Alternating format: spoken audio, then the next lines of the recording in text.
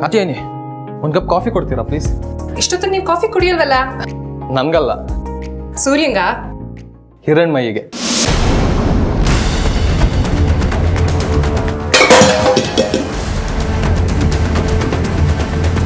ಎಷ್ಟು ಧೈರ್ಯ ನಿಮ್ಗೆ ಅವಳು ಕಾಫಿ ಮಾಡು ಅಂತ ನನಗೆ ಹೇಳಕ್ಕೆ? ಅಲ್ಲ, ಅದು ಸೂರ್ಯ. ಯಾರು ಹೇಳಿದ್ರು ಅಷ್ಟೇ, ಅವಳು ನಮ್ಮನೆ ಕೆಲಸದವಳು.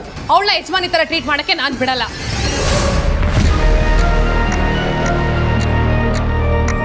ಬೇಕಾದ್ರೆ ಬಂದು ಮಾಡ್ಕೊಂಡು ಕುಡಿಯೋಕೆ ಹೇಳಿ. ಹಾಗೆ ಇನ್ನೊಂದು ಕಂಡೀಷನ್, ಅವಳು ಈ ಮನೇಲಿ ಇರೋವರೆಗೂ ಎಲ್ಲ ಕೆಲಸ ಅವಳೇ ಮಾಡಬೇಕು ಅಂತ ಹೇಳಿ. ಓಕೆ.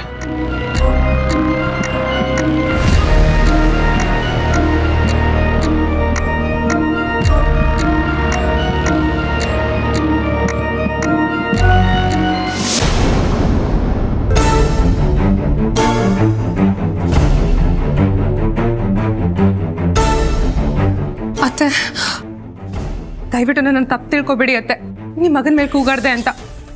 ಅದೇನೋ ಗೊತ್ತಿಲ್ಲ, ಆ ಹಿರಣ್ಮಯಿ ಹೆಸರು ಕೇಳಿದ ತಕ್ಷಣ ಕೊಂದು ಬಿಡಷ್ಟು. ನಾನು ನಿನ್ನ ಏನು ಕೇಳಲಿಲ್ಲ.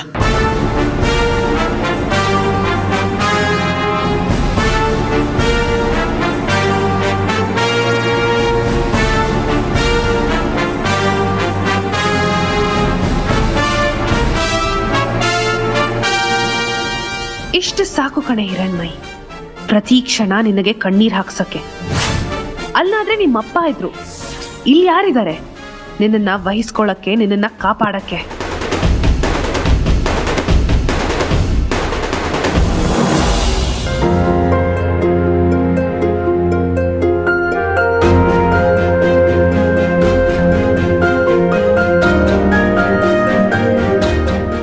ಅಂಕಲ್ ಅಂಕಲ್, ಅದ್ಯಾವ್ದದು ದೇವಸ್ಥಾನ? ಬಾಲಾಂಬಿಕೆ ಅಮ್ಮನವ್ರದ್ದು.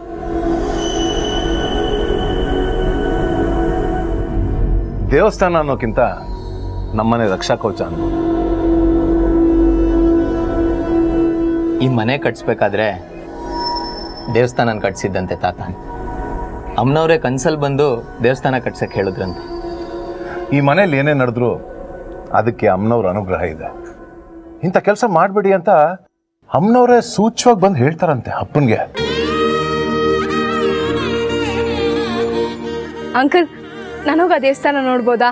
ಇದೇನು ಹೊರಗ್ನವ್ರ ತರ ಕೇಳ್ತಿದ್ದೀರ? ಧಾರಾಳವಾಗಿ ಹೋಗ್ಬಮ್ಮ. ಸರಿ ಅಂಕಲ್.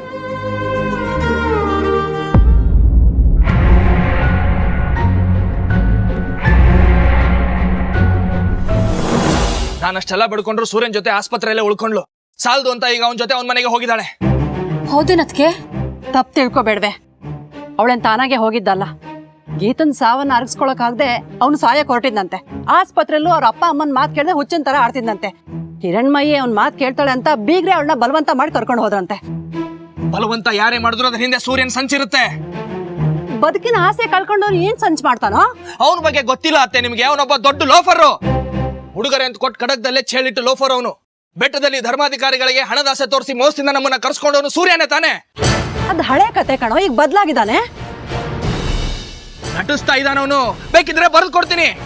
ಈಗಲೂ ಅಷ್ಟೇ ಹಿರಣ್ಮಯಿ ಅವ್ರ ಮನೆಗೆ ಹೋಗ್ಲೇಬೇಕು ಅಂತ ಸಂದರ್ಭ ಸೃಷ್ಟಿ ಮಾಡೋದು ಅವನೇ. ನೀನು ಮನ್ಸಲ್ಲಿ ಏನೋ ಆತಂಕ ಇಟ್ಕೊಂಡು ಮಾತಾಡ್ತಿದೀಯಾ. ಎಲ್ಲೋ ದೂರದಲ್ಲಿ ಇಟ್ಕೊಂಡೆ ಹಿರಣ್ಮಯಿನ ಕೊಲ್ಲೋಕ್ ಪ್ರಯತ್ನ ಪಟ್ಟವನವನು. ಈಗ ಅವಳು ಅವನ ಜೊತೆನೆ ಅವನ ಮನೇಲೇ ಇದ್ದಾಳೆ. ಏನ್ ಮಾಡ್ತಾನೋ ಅನ್ನೋ ಭಯ ನನಗೆ. ನೀನ್ ಹೆದರ್ಕೊಳ್ದಲ್ದೆ ನಮ್ಮನ್ನು ಹೆದರ್ಸ್ಬೇಡ. ಹಿರಣ್ಮಯಿ ಸೂರ್ಯನ್ ಮನೇಲಿದ್ದಾಳೆ ಅಂತ ಅನ್ಕೊಂಡ್ರೆ ತಾನೇ ಆತಂಕ. ಕಾತ್ಯಾಯಿನಿ ಮನೇಲಿದ್ದಾಳೆ ಅನ್ಕೊಂಡ್ರೆ ಏನು ವ್ಯತ್ಯಾಸ? ನಮ್ಮ ಕಾತ್ಯಾನಿಗೂ ಹಿರಣ್ಮಯಿನ ಕಂಡ್ರೆ ಆಗಲ್ವಲ್ಲ. ಛೇ, ಎಷ್ಟು ತಿಳುವಳಿಕೆ ಇರೋ ಹುಡುಗಿ ಯಾಕಿಂತ ದೊಡ್ಡ ಕೆಲಸ ಮಾಡ್ತಾಳೆ? ಮದ್ವೆ ಗೊತ್ತಾಗಿರೋಳು ಬೇರೆಯವ್ರ ಮೇಲೆ ಹೋಗಿ ಕೂತ್ರೆ ಜನ ಆಡ್ಕೊಳಲ್ವಾ? ನಾನು ಈಗಲೇ ಹಿರಣ್ಮಯಿ ಕಾಲ್ ಮಾಡಿ ಮನೆಗೆ ಬರಕ್ ಹೇಳ್ತೀನಿ. ಅವಳು ಬರಲ್ಲ. ಅತ್ತೆಗೆ ಫೋನ್ ಮಾಡಿ ಹೇಳಿದಾಳೆ ಆ ಲೋಫರ್ ಆರೋಗ್ಯ ಸರಿ ಇಲ್ಲ, ಅವ್ನು ಹುಷಾರಾದ್ಮೇಲೆ ಮನೆಗೆ ಬರೋದು ಅಂತ. ಕೋಪ ಮಾಡ್ಕೋಬೇಡು, ಅವಳ ಪರಿಸ್ಥಿತಿ ಸ್ವಲ್ಪ ಅರ್ಥ ಮಾಡ್ಕೋ. ನನ್ನ ಆತಂಕನ ನಿಮ್ಮ ಮಗಳಿಗೆ ಅರ್ಥ ಮಾಡ್ಸೋರು ಯಾರು ಅತ್ತೆ? ಇಲ್ಲ, ನನಗೆ ಅವಳಲ್ಲಿರೋ ಸರಿ ಅನಿಸ್ತಾ ಇಲ್ಲ. ನಾನು ಈಗಲೇ ಹೋಗಿ ಅವಳನ್ನ ಕರ್ಕೊಂಡ್ ಬರ್ತೀನಿ.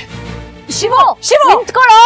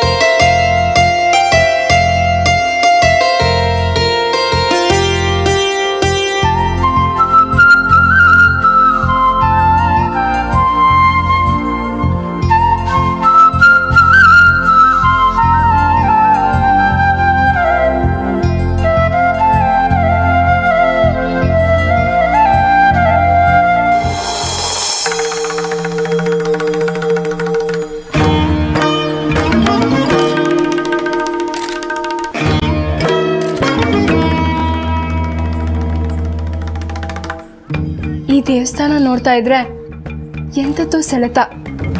ಎತ್ತು ತಾಯಿ ಅಂದ್ರೆ ಹೀಗೆ ಇರ್ಬೋದು ಅನ್ನೋ ಭಾವ. ಮಾಡಬಾರ್ದು ಕೆಲ್ಸದ ಬಗ್ಗೆ ಮುಂಚೆನೆ ಮುನ್ಸೂಚನೆ ಕೊಡ್ತೀರಂತೆ ರಂಗರಾವ್ ಅಂಕಲ್ಗೆ. ನನಗೂ ಸೂಚನೆ ಕೊಡು ತಾಯಿ. ಸೂರ್ಯ ನೋಡ್ಕೊಳಕ್ಕೆ ಇವ್ರ ಮನೆಗೆ ಬಂದಿರೋದು ಧರ್ಮನೋ ದಡ್ತನೋ?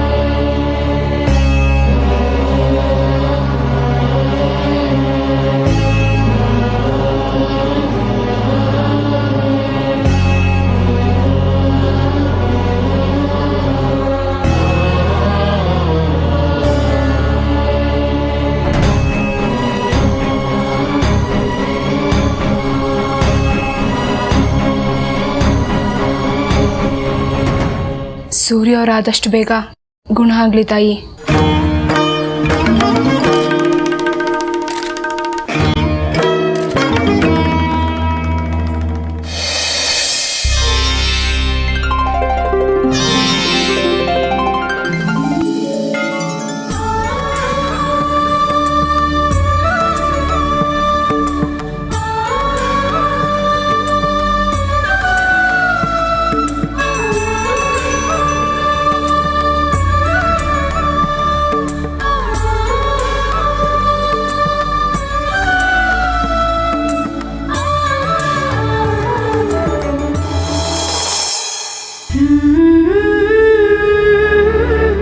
ಅರೆ ಪುಟಿ, ನೀನೇನಮ್ಮ ಇಲ್ಲಿ?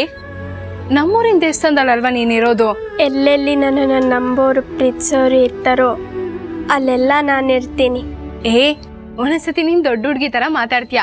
ಹೌದು, ಇಲ್ಲಿ ಯಾಕೆ ಬಂದೆ? ನಿನ್ನನ್ನ ನೋಡೋಕೆ. ನನ್ನನ್ನ ಶಿವು ಕಳ್ಸಿದ್ರಾ? ಹೌದು, ನನ್ನ ಶಿವ ಕಳ್ಸಿದ್ರು. ಚಿಕ್ಕ ಹುಡುಗಿ ಬಾಯಲ್ಲಿ ಇಂಥ ಮಾತೆಲ್ಲ ಬರಬಾರ್ದು.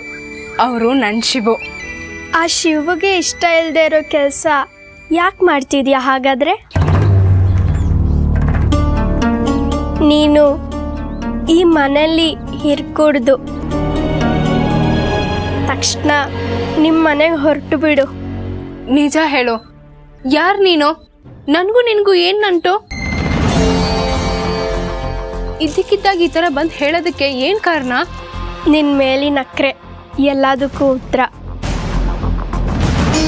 ಬಾಂಧವ್ಯ ಕಟ್ಬಿದ್ದು ನಿಲ್ಬೇಡ, ಹೊರಟು ಬಿಡು.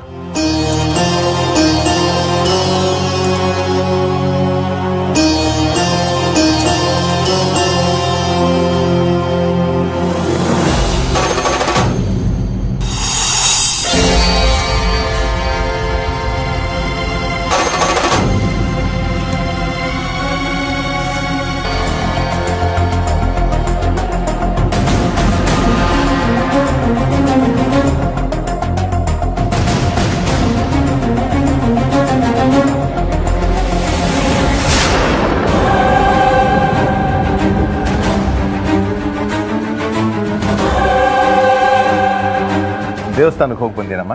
ಚೆನ್ನಾಗಿತ್ತಾ? ಇಷ್ಟ ಆಯ್ತಾ? ನಾನೇನು ಹೊರಡ್ತೀನಿ. ಎಲ್ಲಿಗೆ? ನಮ್ಮ ಮನೆಗೆ, ನಮ್ಮೂರಿಗೆ. ಯಾಕಮ್ಮ, ನಮ್ಮಿಂದ ಏನಾದರೂ ಬೇಸರ ಆಯ್ತಾ ನಿಮಗೆ? ಇಲ್ಲ, ಮತ್ತೆ ಹೊರಡಬೇಕು ಅನಿಸ್ತಿದೆ, ಹೋಗ್ತೀನಿ. ಹಿರಣ್ಮಯಿ, ನನ್ನ ಮಗ ಸಾಯ್ತಿದ್ದಾಗ ಆಸ್ಪತ್ರೆಗೆ ಸೇರಿಸಿ ಬದುಕಿಸಿದ ದೇವತೆ ನೀನು. ನೀನು ಜೊತೆಯಲ್ಲಿರೋದ್ರಿಂದ ಸೂರ್ಯ ನೆಮ್ಮದಿಯಾಗಿದ್ದಾನೆ, ನಾವು ಕೂಡ. ನೋಡಮ್ಮ, ನಿನ್ನ ತಡೆಯೋ ಹಕ್ಕು ನನಗಿಲ್ಲ, ಆದರೆ ಬೇಡ್ಕೊಳ್ಳೋ ಸ್ವಾತಂತ್ರ್ಯ ಇದೆ ಅಂದ್ಕೊಂಡಿದ್ದೀನಿ. ಒಂದು ವೇಳೆ ನೀನು ಹೊರಟೋದ್ರೆ ಸೂರ್ಯ ಕೂಡ ಹೊರಟೋಗ್ಬೋದು. ಅದೇ ಅವತ್ತು ಆಸ್ಪತ್ರೆಯಲ್ಲಿ ಡ್ರಿಪ್ಸ್ ಎಲ್ಲ ಕಿತ್ತಾಗ ಹೊರಟು ನಿಂತಿದ್ನಲ್ಲ, ಆ ಥರ ಶಾಶ್ವತವಾಗಿ.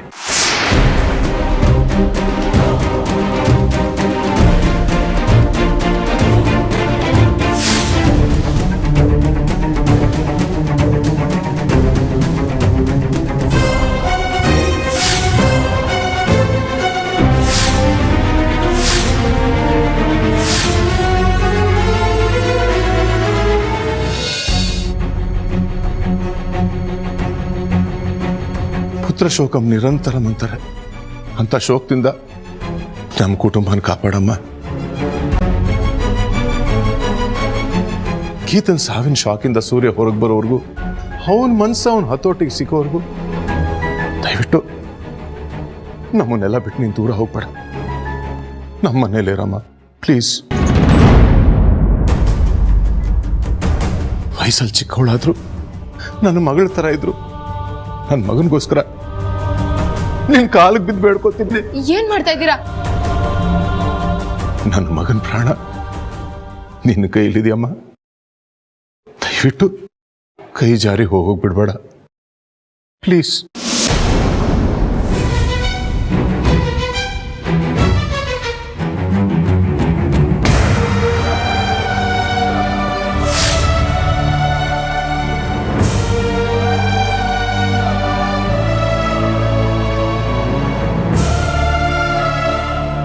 ಬಾಂಧವ್ಯ ಕಟ್ಬಿದ್ದು ನಿಲ್ಬೇಡ, ಹೊರಟು ಬಿಡು.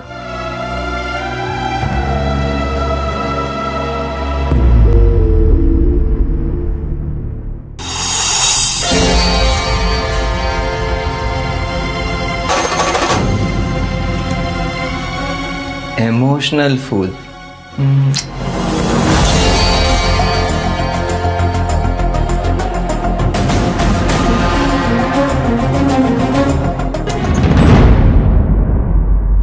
ಈಗ ಊಟ ಮಾಡ್ತೀಯೋ ಇಲ್ವೋ ನೀನು? ನನ್ಗೇನು ಬೇಡ, ಹೋಗಮ್ಮ. ಈಗ ಯಾಕೆ ಕೋಪ ಮಾಡ್ಕೊಂಡಿದ್ಯಾ? ಬೇಡ ಅಂತ ಹೇಳಿದ್ರೆ ನಿಂಗೆ ಅರ್ಥ ಆಗಲ್ವಾ?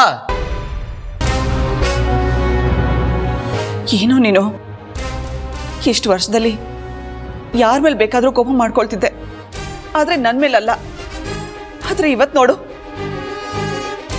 ಆ ಹಿರಣ್ಮಯಿ ನಿನಗೆ ಏನ್ ಮಂಕು ಬುದ್ಧಿ ಎರ್ಚಿದಾಳೋ ಏನೋ. ಹಿರಣ್ಮಯ್ಯ ಅವ್ರ ಬಗ್ಗೆ ಏನು ಮಾತಾಡ್ಬೇಡ. ಸರಿಯಪ್ಪ, ಹಿರಣ್ಮಯಿ ಬಗ್ಗೆ ಏನು ಮಾತಾಡಲ್ಲ.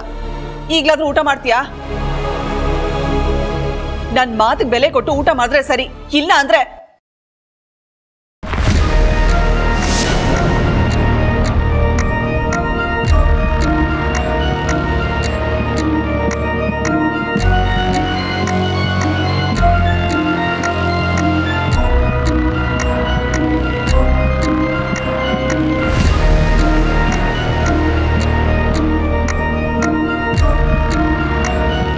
ಅವ್ರ ಮನ್ಸು ಸರಿ ಇಲ್ಲದೆ ಒದ್ದಾಡ್ತಿದ್ದಾರೆ. ಪ್ರೀತಿಯಿಂದ ಹೇಳೋದು ಬಿಟ್ರು ಬೈದ್ರೆ ಹೇಗೆ? ನನ್ನ ಮಗನ ಜೊತೆ ಹೇಗ್ ಮಾತಾಡ್ಬೇಕು ಅನ್ನೋದನ್ನ ನಿನ್ನಿಂದ ಕಲಿಬೇಕಾಗಿಲ್ಲ ನಾನು. ಕ್ಷಮಿಸಿ, ಆ ಅರ್ಥದಲ್ಲ ನಾನು ಹೇಳಿದ್ದು. ನೀನ್ ಯಾವ ಅರ್ಥದಲ್ಲಿ ಹೇಳ್ತೀಯ ಅನ್ನೋದು ನನಗೆ ಬೇಡದೇ ಇರೋ ವಿಷಯ. ಆದ್ರೆ ನನ್ನ ಮಗ ನನ್ನ ಮೇಲೆ ಕೋಪ ಮಾಡ್ಕೊಳ್ಳೋದು, ಬೇರೆ ಯಾರ್ದೋ ಪ್ರೆಸೆನ್ಸ್ನ ಇಷ್ಟಪಡೋದು ನೋಡಿದ್ರೆ ನನಗೆ ಹರ್ಟ್ ಆಗತ್ತೆ. ಈಗ ಊಟ ಮಾಡ್ತೀಯೋ ಇಲ್ವೋ?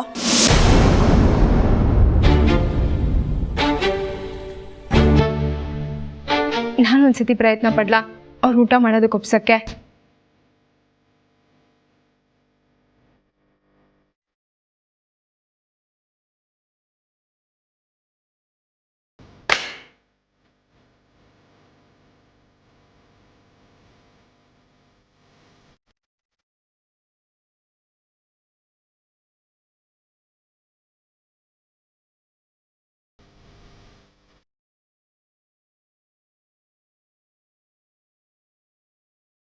ಯಾಕಿಷ್ಟಟ?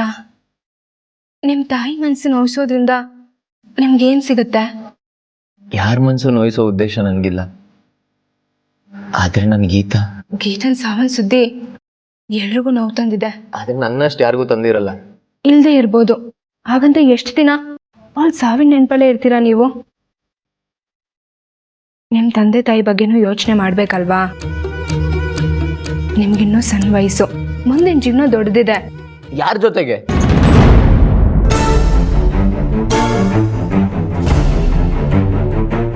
ಗೀತನ್ ಕಳ್ಕೊಂಡ್ಮೇಲೆ ನನ್ ಬದುಕೆ ಬೇಸರ ಆಗೋಗಿದೆ. ನೀವು ನನ್ನ ಮಾತು ಕೇಳ್ತೀರಾ ಅಂತ ನಿಮ್ಮ ಮನೆಯವರೆಲ್ಲ ನಂಬಿದ್ದಾರೆ. ಅದ್ ನಿಜ. ಈಗ ನೀವೇನು ಹೇಳಿದ್ರು ನನಗೆ ಕೇಳ್ಬೇಕನ್ಸುತ್ತೆ. ಹಾಗಾದ್ರೆ ಊಟ ಮಾಡ್ತೀರಾ ಪ್ಲೀಸ್?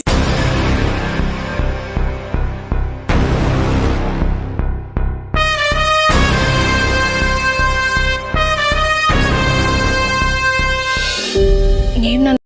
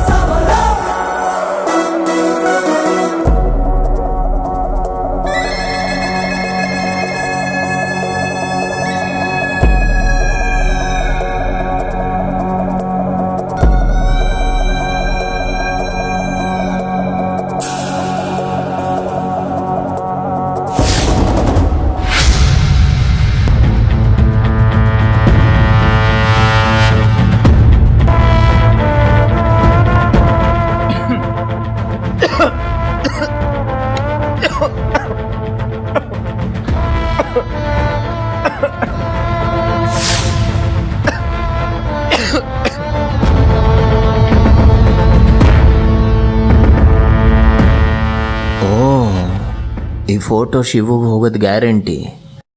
ನನ್ನ ಕಾಂಟ್ರಿಬ್ಯೂಷನ್ ಸ್ವಲ್ಪ ಇರಲಿ.